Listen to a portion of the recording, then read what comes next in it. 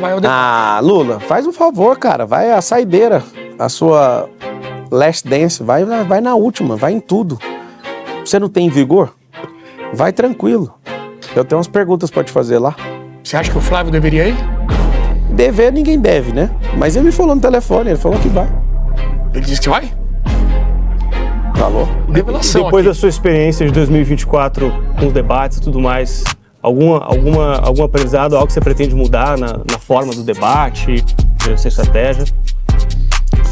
Cara, como eu tomei 257 processos, eu acho que o alvo é tomar só uns 15 no máximo agora, sabe? Mas se meu coração mandar fazer doideira, eu vou ter que fazer, cara. Porque gente elegante demais parece que, como eu já fui pobre, ninguém dá atenção, cara.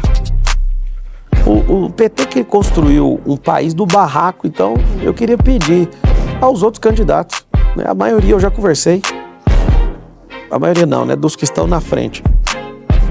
Não me ataca que eu nunca vou atacar ninguém. Fica o compromisso aqui no Brasil Paralelo. Não vou pra baixaria com ninguém. E eu vou falar. Eles vão atacar primeiro. Por que vão atacar? Porque na primeira pesquisa que rodar, já vai assustar todo mundo que tá há 1 ano mexendo com isso aí. 1 ano. Já vai ver e vai falar, mas o que tá acontecendo? Pra quem não sabe, eu tenho alguns milhões de alunos. Eu já tenho mudado a mentalidade de alguns milhões de brasileiros. Eu sou assistido por 50 milhões de contas todos os meses. Então, vocês acham que eu sou influenciador? É porque vocês são bobos. Eu já estou transformando esse país. Já tem um número mínimo de pessoas que dão pra gente dar a largada para ter um tempo novo no Brasil. Então, não me confunda com influenciador, não me confunda com coach, eu não mexo com nada disso. Você falou bastante sobre o Lula, sobre o Flávio, mas um outro candidato que tem se despontado nas pesquisas... Eu só falei do Lula, do Flávio foi vocês que perguntaram. E o Renan. Queria ouvir você falar sobre o Renan, MBL, Missão. Estou acompanhando o chat aqui, as pessoas ao vivo, e você fala sobre perseguição, sobre oposição, sobre aqueles que estão te contrariando. Sim. A galerinha do Partido Missão está aqui comentando, está te assistindo, e a rejeição é alta. Existe alguma relação? A rejeição desse pessoal? Exato. E você tem alguma relação com o MBL, Partido Missão?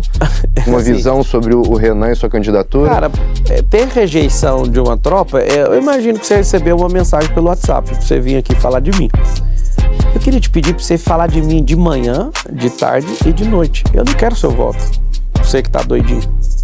Você que já decidiu que a pantera cor-de-rosa vai resolver alguma coisa, o leão da tribo de Judá chegou e vai arrancar a cabeça desse menino aí, mano. Então, assim, se você tá tão apaixonado e veio aqui, eu queria pra vocês chamar mais gente, porque vocês são poucos demais. Se vocês fossem um movimento de verdade, ia ter pelo menos 1 milhão de pessoas enchendo o saco. Vocês estão em 300 aí.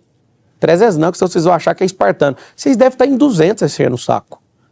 Vai lá, toma uma vitamina, o biotônico Fontoura, vira um movimento de homem ou de mulher de verdade, não de pivete. E volta aqui pra encher o saco. Mas, por favor, fale de mim. Na hora que acabar essa sabatina aqui, faz vídeo falando mal de mim, fala mal de mim, tudo que você quiser, do minha declaração de imposto de renda, faz tudo que você puder, tá bom? Eu vou ficar agradecido e que Deus te abençoe por isso.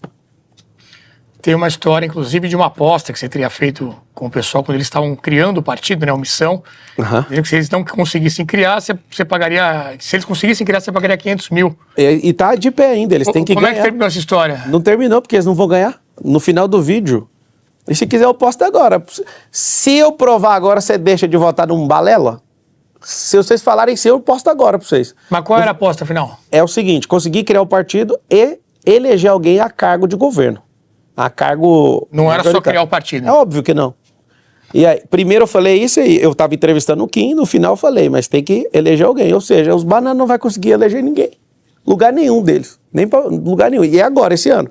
E tá de pé. Se conseguir eleger, você que tá sonhando em eleger alguém, onde vocês conseguirem furar a bolha aí, eu transfiro os 500 mil reais pra vocês. Tá? De certa forma, se vocês puderem parcelar numas 3, que o Brasil tá difícil, aí, ó, quer dizer, numas 12, aí eu pago sem ver.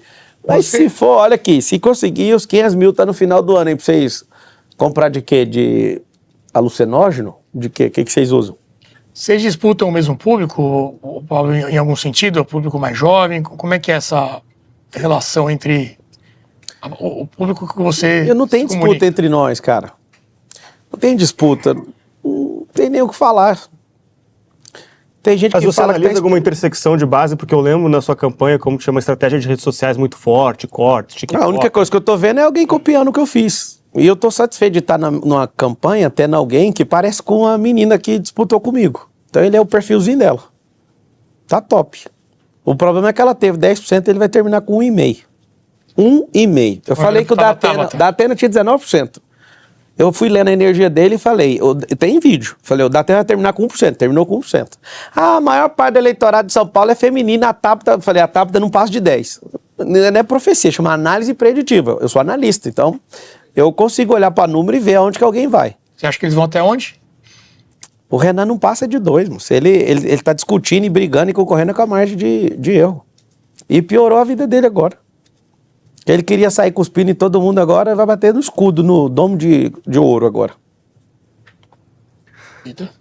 Marçal, uma das pautas, talvez das mais relevantes esse ano na eleição, tem sido a pauta de segurança pública. Né? Sim. O próprio Brasil Paralelo fez um documentário sobre El Salvador, que acho que foi um dos que teve maior alcance aí na nossa história. Então a gente percebe que essa é uma pauta que o brasileiro não aguenta mais, né? É um ponto de ebulição em relação à pauta de segurança pública. Eu queria saber a sua visão e como solucionar o problema de segurança pública do Brasil. Cara, o que o Bukele foi contra a criminalidade é meu dedinho mindinho que eu vou fazer. Eu estive lá em El Salvador e no dia que eu fui estava 696 dias sem homicídio. Aí eu perguntei qual que é a mágica. A gente não conta homicídio de bandido. Então, nenhum cidadão de bem, 697 dias, perdeu a vida. Num país que já chegou a 70 mil pessoas por ano. Eu acho que alguém tem pacto com o diabo, só pode. Alguém para continuar governando tem que pagar com a vida de algumas pessoas, não? Eu acho que alguém para sentar no trono de alguns lugares no Nordeste está trocando vida de gente e fazendo pacto mesmo, satânico. Deixando a violência alta para sustentar a potestade de corrupção, miséria e perversidade no país. Não podia contar aqui, né, ao vivo. Deixa eu te falar uma coisa. A culpa desses homicídios é de muita gente que caga na urna. Esses caras trocam vida de pessoas por causa de pactos. Eles fazem isso de verdade. Como são pessoas que não têm multitalento, habilidades e competências, eles trocam vida de gente inocente para continuar governando o país. Só que essa conversa parece de doido. E para você que é emocionado e que fica achando que a pantera vai rugir, sei lá o quê, você não faz nem ideia do que esses caras fazem. Esses caras fazem trabalhos e o pagamento não é em dinheiro, é com sangue. Então, como é que nós vamos discutir com esses caras? Ou você põe esses caras para correr e dá a descarga na urna. O dia 4 de outubro é dia de dar descarga. A descarga tem que acontecer. E vai acontecer, não tem como. Liberdade de expressão no Brasil. Peraí, deixa eu só terminar ali, que eu vi sua insatisfação pela leitura. O cara não respondeu. Como é que resolve o problema de segurança? Plano de governo, quais que são os pilares que você considera fundamentais para resolver o problema? Faccionado dobrar a pena. Tem que fazer. Eu tive com o Gustavo, que é o diretor, que é o ministro de Justiça do Bukele, eu fui lá em El Salvador. Eu acredito que o El Salvador é como se fosse uma cidade do interior de São Paulo, forte. Ela é pequena. Então não dá para usar a mesma coisa aqui. Agora, o que dá para fazer é faccionado, vai responder o dobro, então nós vamos sumir com essas facções, acho que são quase 40 facções. O que o Trump declarou lá, a gente vai declarar aqui, facção criminosa tem que ter ajuda de fora, por isso que nós vamos incluir o Brasil no escudo das Américas, e o Brasil não vai ser participante, o Brasil vai liderar a América Latina, pela força que tem, por ser o país mais rico da América Latina, que tem mais pressão, que tem governança. O Brasil, ele não vai ser signatário, não vai só assinar, ele vai liderar. E é o seguinte, o Lula sabe o que vai acontecer com ele se ele não entregar os caras. O Trump falou, me passa o endereço que eu dou um tiro na cabeça desses líderes de facção, dentro da casa deles mesmo, é só me dar o endereço. Eu tive com o Trump, depois de eleito, eu fui hospedado lá na casa dele, em Mar-a-Lago, e até tem um vídeo, acho que bateu 30 milhões de visualizações, e eu falei pro Trump, salva o Brasil. No estado que está hoje, todas as vezes que o Brasil virou tirania, uma nação mais forte entrou para ajudar. E eu acho difícil o Trump deixar a gente pelo tamanho e pelas dimensões que nós somos. O Lula está levando na brincadeira igual o Maduro estava levando. Maduro levou na brincadeira, fez piada e saiu de lá com arma ultrassônica. Quase morreu no meio da captura. Como é que resolve o problema de facção criminosa? Nós precisamos copiar o que dá certo. Eu tive lá no Secote. no presídio de 70 mil pessoas, né, que foi construído para isso. A gente tem que fazer um negocinho rápido. Tem que prender a maioria das pessoas, cumprir os mandados de prisão, tem que pegar, quando eu falo a maioria das pessoas, delituosas, porque não vai caber todo mundo. Lá precisou de um presídio de 70 mil, aqui no Brasil, pasmem, aqui precisa de um presídio ou vários com 5 milhões de pessoas. 5 milhões. Tem que ter uma grande revolução na segurança pública. O Caiado, por exemplo, se não der certo, ele é um xerife, ele tem mais perfil de segurança pública do que qualquer outra coisa. Porque ele resolveu isso lá em Goiás. Lá em Goiás o crime era alto, ele fez bandido no rádio falar, não, em Goiás não passa não. Não tô pedindo voto pra ele não. Eu tô falando, Caiado, se der errado e eu viro presidente, humildemente, não quero te pôr em situação ruim não. Sem PSD, só o C. Virar ministro da segurança pública. Pra quê? Tem que ter um cara duro. Um cara que a polícia confia. Nós temos que dar medalha pra polícia. Né? Esse sistema do jeito que tá desenhado de desligar ar-condicionado pra bandido, porque ele tá sentindo frio. Cara, vai ter que fazer a reforma no Código Penal. Código Penal de 1943.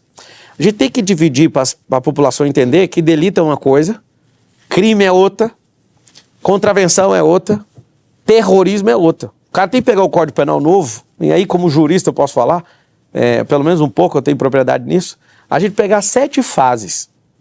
Por exemplo, eu proponho reduzir a maioridade penal, só que para certos crimes. Crimes contra a vida, artigo 157, artigo 155, que é subtrair para si ou para outro, é coisa alheia, móvel, aí muda grave ameaça ou violência, o 155 que é furto e o outro é roubo. Pegar esses crimes e colocar nas costas do cara de 16 anos. Inclusive, não vai ser só ônus para você que tem 16 anos, você vai dirigir. No Brasil, nós vamos liberar para quem tem 16 anos de idade dirigir. Inclusive, eu não sei porque que não tem um abençoado que não liberou, igual nos Estados Unidos, quando tiver vermelho, não estiver passando nenhum pedestre, a gente vai liberar, virar à direita. Isso vai liberar 15% do trânsito. Estou falando em São Paulo já. Até hoje eu não entendi porque que um abençoado não fez isso. Tem que reeducar a população, porque a maioria nunca saiu do país. Quase 90% do Brasil nunca saiu do Brasil. Era para cada um. E falou, vou sozinho, eu arrebento o Flávio e ganho no primeiro turno. Posso contar? É isso que está desenhado. Só que esse negócio de entrar de última hora vai ser um BO. Por quê? Porque eu vou tirar a voto do Lula, eu vou tirar a voto de um monte de gente.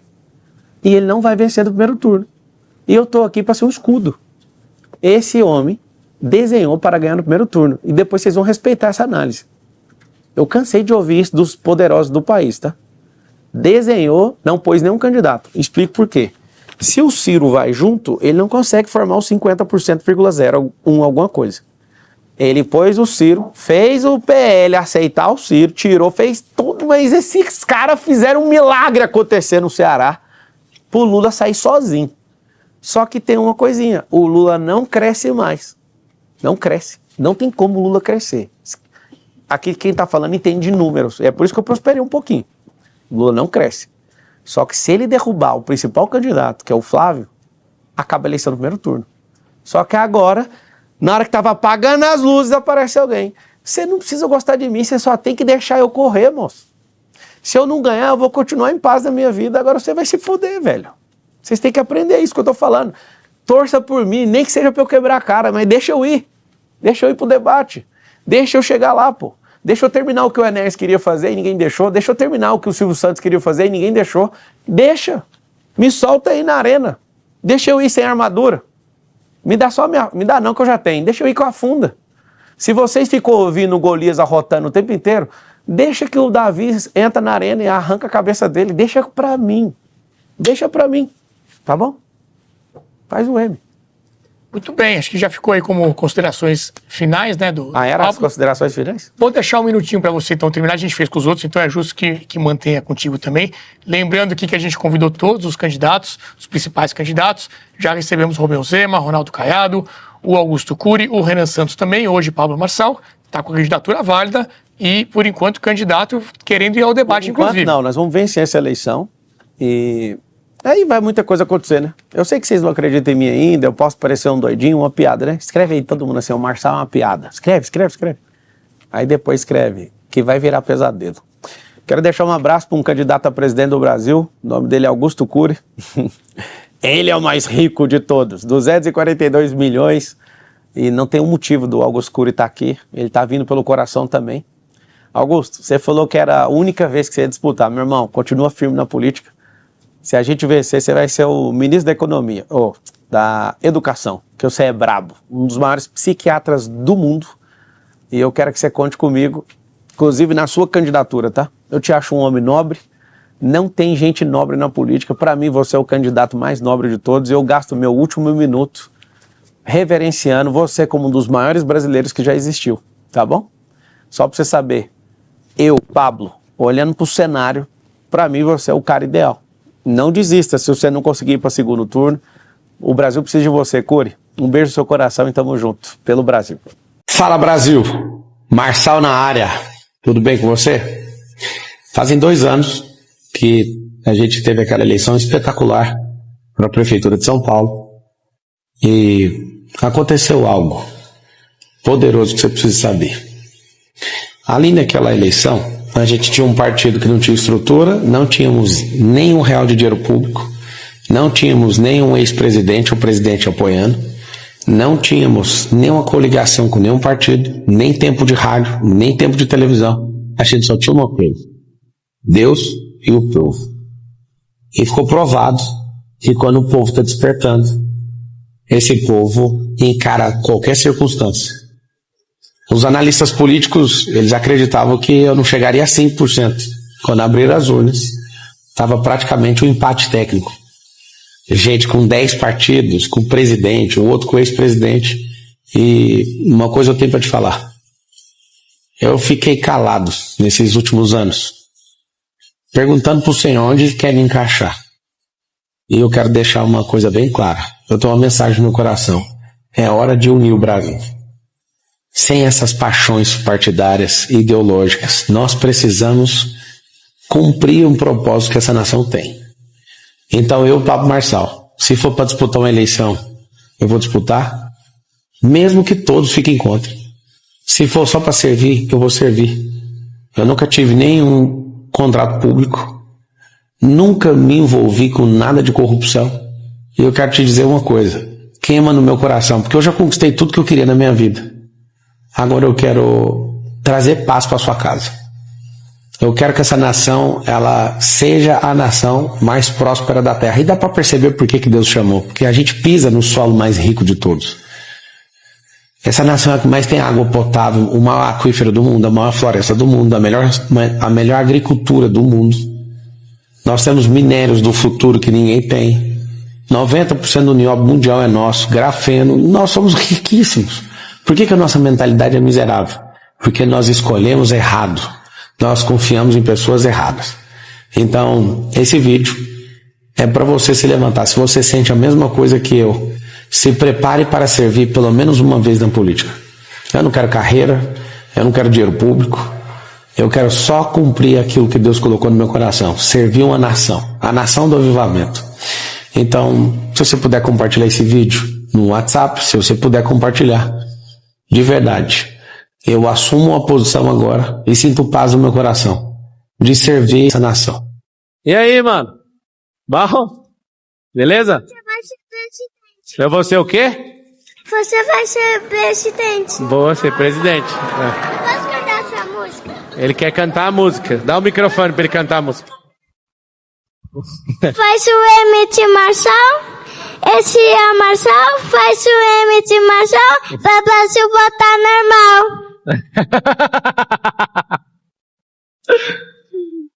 Você é o cara, mano. Chegou a hora. Será milagre dentro de mim. Vem descendo o rio pra me dar a vida. Este rio que emana lá da cruz, ao lado de Jesus.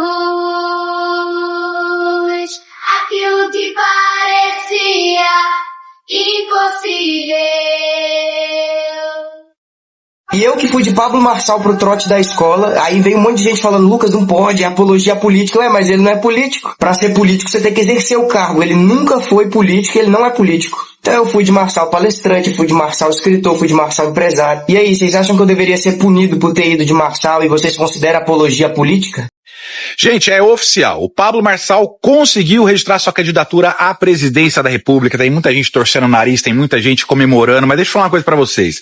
Vai começar aquela coisa de, vai dividir voto da direita. Fiquem calmos, fiquem tranquilos, tá? No primeiro turno não tem divisão de voto, gente.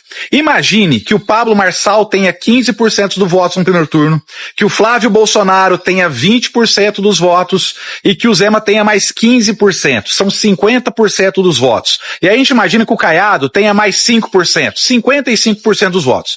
O Lula tenha 45% dos votos, ou seja, o Lula não leva no primeiro turno. E houve divisão de votos? Houve, mas não é o suficiente para que o Lula ganhe. Aí, no segundo turno, nós vamos ter que escolher quem foi contra o Lula. Independente se seja o Pablo Marçal, se seja o Flávio, se seja o Zema, independente de quem vá para o segundo turno, aí sim, todos nós temos que ir direto nesse cara. No primeiro turno, gente, não existe divisão de voto porque o Lula não ganha no primeiro turno. Ponto final. Isso é um fato, ele não tem voto para levar no primeiro turno, entende? Então a candidatura do Pablo é uma opção, tá? O Pablo é um cara cristão que defende os valores da família, é um cara que incentiva o empreendedorismo, é um cara que tem um conteúdo fantástico. Cara, o Pablo é simplesmente monstro, tá? O cara que veio do zero, o cara que era pobre e hoje com um patrimônio de mais de 7 bilhões de reais, é um cara que tem muito a somar, tem muito a ajudar.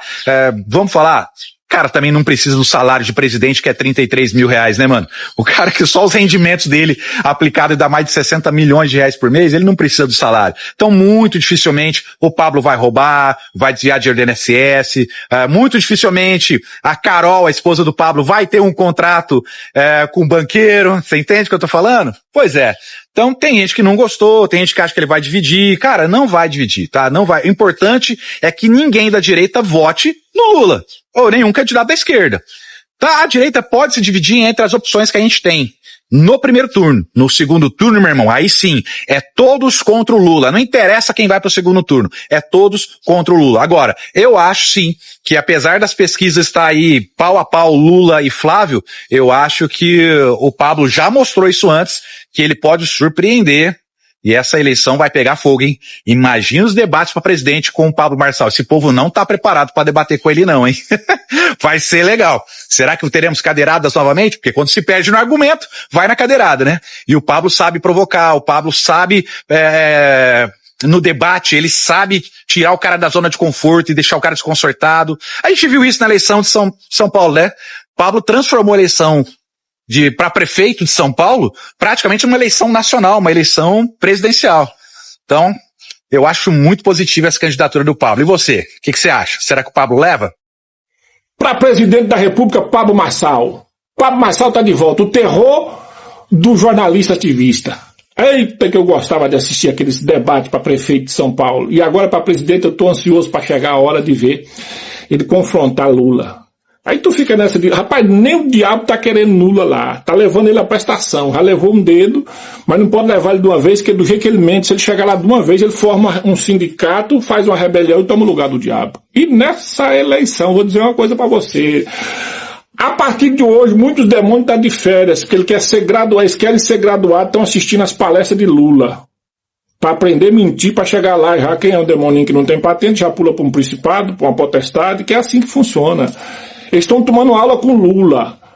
Agora, se tu quer ver o Brasil crescer, Pablo Marçal, um empreendedor, um caba jovem, inteligente, só da gente assistir os vídeos dele, a gente já aprende aqui na internet, tem um monte de gente prosperando. Agora vai botar quem já deu o que tinha de dar?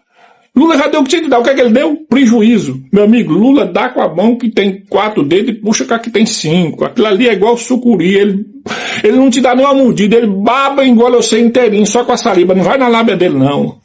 Pablo Marçal, 28, faz o M, que a esquerda treme. Tamo junto, misturado e abençoado. 28 neles. Eu sou do Nordeste. Estou aqui para apoiar Pablo Marçal. Marçal, meu querido amigo, eu nunca esqueci de você. E nas minhas orações sempre coloco o teu nome, porque eu amo você demais. Você se lembra de mim, que você me pediu, Dona Olinda, quer ser minha avó? Sou ainda sua avó. Ainda não morri, tá eu aqui toda inteira para me fazer a maior campanha para você, meu neto querido. Um abraço de Olinda. Você vai lembrar de mim, viu?